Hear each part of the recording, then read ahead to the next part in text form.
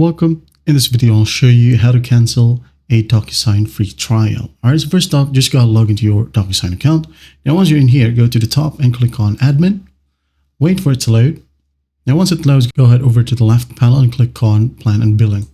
Just click on it. And as you can see here, we have this free trial. Okay. So you have two options. First one is just wait it out until your trial ends. Okay. Also, the other option is by easily closing your account. But what if you wanted your account? You wanted to use it in the future. Okay. Again, this first option is always the best. Okay. Just wait it out. The other option for canceling a subscription is by contacting the DocuSign support. And unfortunately, you won't be able to talk to them because, as you can see here, as they have stated, as of November 2024, DocuSign is fully digitizing support. Now, for free users, you only have access for the DocuSign Support Center, okay, which got articles, but you won't be able to contact their support unless you have paid account, okay?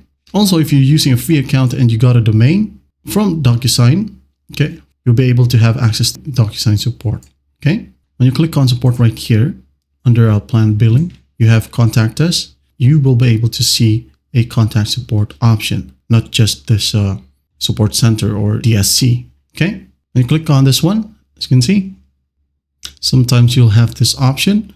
Click on contact DocuSign support. As you can see, I'm using a free account. It will just give me a loop, okay? They will just redirect me to the same exact page, all right? That's basically it. Again, just wait it out or close your entire account. Well, I hope this video helps and I'll see you in the next one.